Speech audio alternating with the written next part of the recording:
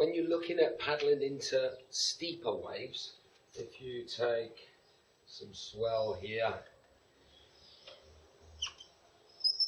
like so, when you're wanting to go out in surf that's a lot hollower and steeper, one key point is, yes, you want to be getting your timing right, so you're not paddling into it too late and just getting thrown over the falls.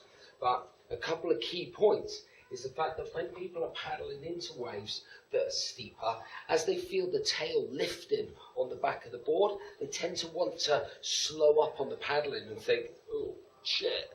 But the problem is, what you've got to remember is water's going up the face, because waves break the same way. If I flick to carpet, you'll see waves, but I've still got the carpet in my hand. It's an energy going through the water. So as the waves are breaking, the water's going up the face. So as the tail starts to lift, you start to slow up and back off on the paddling.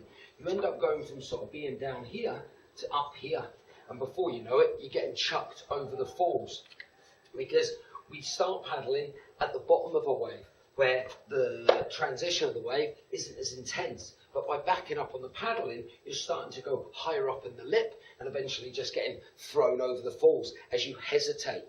The other key thing is, once you know the water's going up the face, it comes into what a theory we call the spoon and the tap. When people jump up on a steeper wave, not only do they sometimes back off on the paddling, but as they jump up, they tend to lean into the tail of the board, because they think at the back of the board, where it's got a sharper rail, when you've got the fins, is the bit that's going to bite. When actually, it's not. If you take a tap, and you run a tap, and you take the side of a knife, put it side on, and put it in under a tap, it just bounces back out, bounces back out. But if you take the back edge of a spoon and you hold it next to a tap, running water, it sticks. Because running water around a rounded edge creates suction. Well, here we've got water going up the face.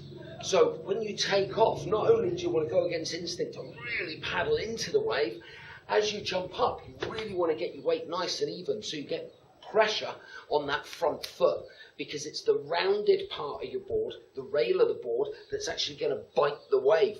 So when you see people paddling into steep waves and sort of going, backing off a bit and then jumping up, leaning into the tail and just getting pitched, you've got to go against instinct. You've got to think, as you feel the tail lifting, paddle harder so you stay on the less steep transition of the wave. And then as you get to your feet, get pressure over both feet, but really make sure that front foot is planted and the weight's nice and even. So the middle of your board, the rail, the nice rounded edge, sticks to the face. The same as the spoon and the tap.